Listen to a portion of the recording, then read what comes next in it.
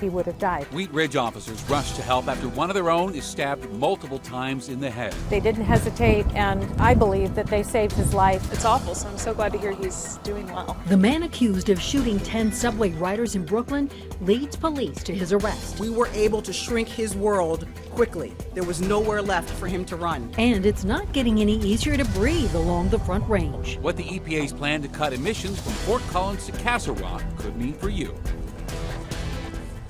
Good evening, and thank you for joining us for Denver 7 News at 5. I'm Ann Trujillo. I'm Shannon Ogden. We're glad you're with us tonight.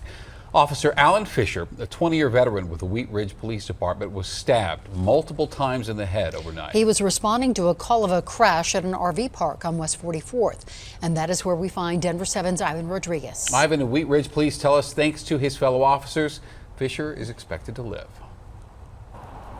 The Wheat Ridge Police Department tells me Officer Fisher went into surgery suffering from multiple stab wounds. He's now in the hospital recovering alongside his family and is said to be in good spirits. Around 1 this morning, officers were called for a report of a suspicious U-Haul that had hit a fence inside the Prospect RV park. Wheat Ridge Police says 2 officers, one of them Officer Alan Fisher, approached the driver. That's when Officer Fisher was stabbed multiple times. The other officer responded quickly, took the suspect into custody, was on the radio getting additional support. Officers arrived really fast, and were able to transport the injured officer to the hospital. For Madison Hanna, who has been staying at the RV park for 6 weeks, it's a shocking incident. I was very, very surprised, and especially that it happened at night while I was here. The Wheat Ridge Police Department says Officer Fisher's surgeries were successful and he is now recovering. He was stabbed multiple times, so I don't want to minimize the seriousness of his injuries and the recovery that it's going to take, because one of them in particular resulted in major blood loss at the scene.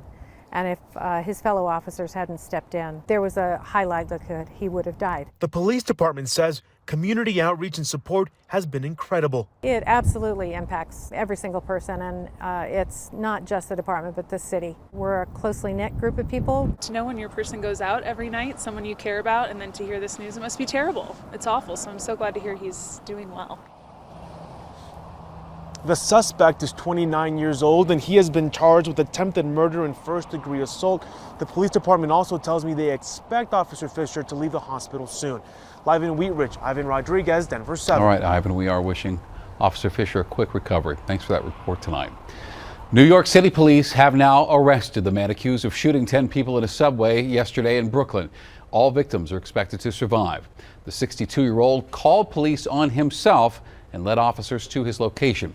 Well, today police also confirmed he purchased the gun used legally from a firearms dealer after passing a background check.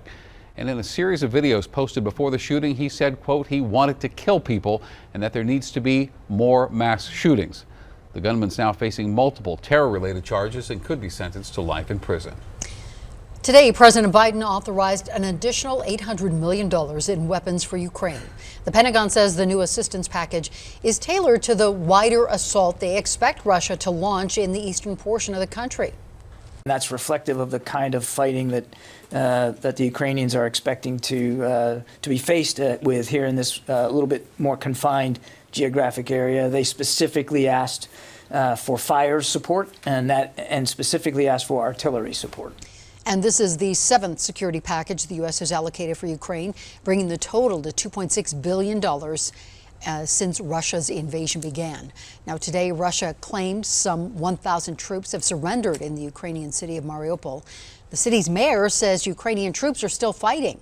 Ukraine's president says some 10,000 have already died in Mariupol. A woman at Greeley's been arrested after her husband died of a suspected fentanyl overdose. Last month, the 33-year-old husband was found unresponsive by his wife, Amy Conradson. He later died. When Weld County deputies later searched the couple's home, they say they found 160 counterfeit pills containing fentanyl and heroin.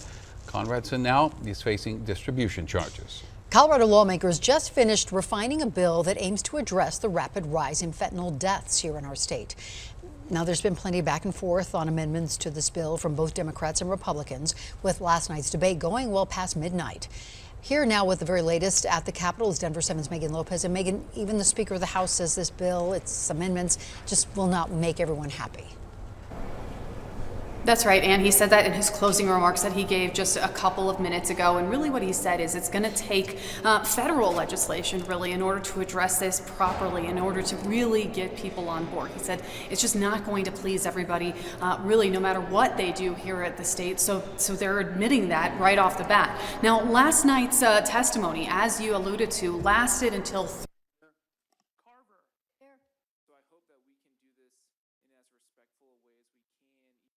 about losing their loved ones to fentanyl. Now, we also heard from district attorneys and from law enforcement, and we also heard quite a bit from addiction specialists about why they think criminalizing possession just won't work. Today, another long discussion, more than 3 hours spent discussing just the bill and its amendments. No testimony was actually allowed today. Republicans first tried to pass an amendment to make all fentanyl possession a felony. They argued this drug is just too potent and too pervasive to really be treated like other drugs. That amendment failed. So then Republicans proposed making 0.25 grams a felony, but that also failed. The bill's co-sponsors proposed and passed two of their own, one to lower the possession to 1 gram as a felony. The bill had previously had it at 4 grams. Again, that passed. A second one would take it down to 0 if the drug is more than 60% fentanyl. But there is a really big caveat with that amendment, and that's that the technology to test to figure out how much of a drug is made up of fentanyl just really isn't there yet. So that's an amendment that kind of looks forward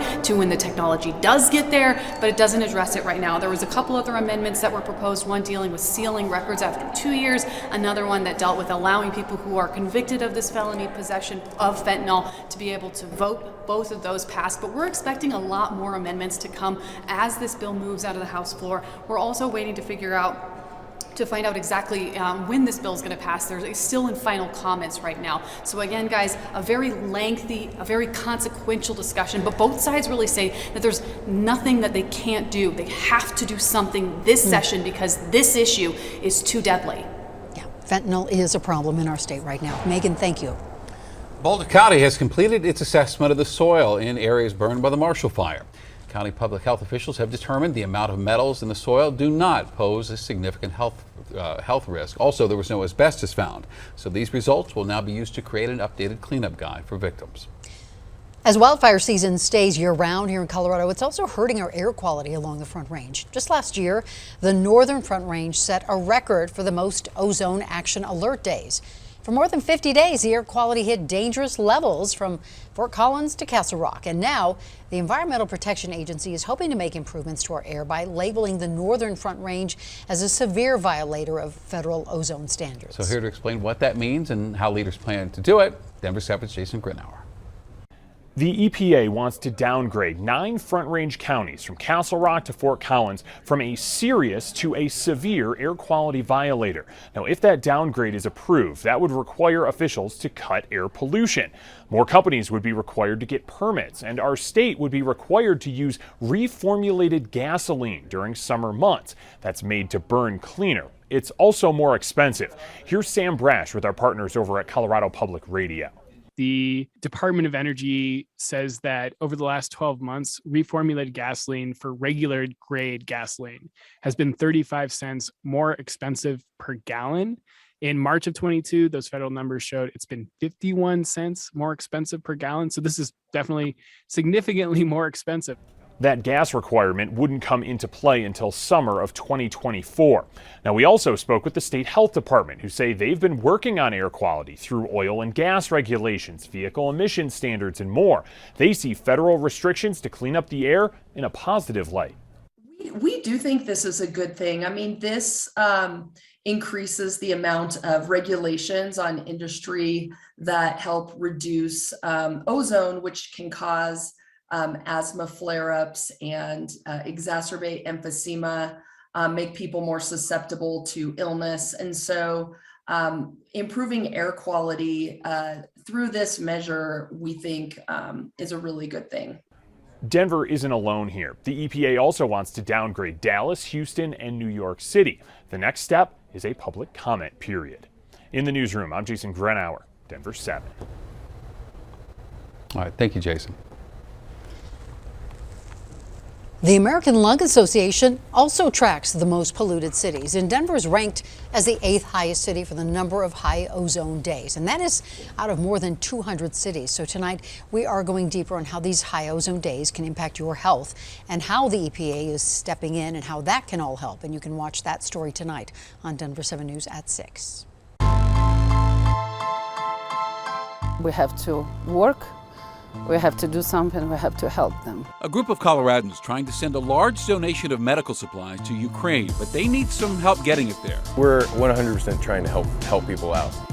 Ready for Golden State. We're going to have to go out there and win the game. They're not going to give it away. The Nuggets gear up for the playoffs as the reigning MVP keeps his cool. We know they're going to make some crazy shots. We just keep calm, composure, if I say. Those winds are still whipping out there, but we do have milder and calmer days ahead.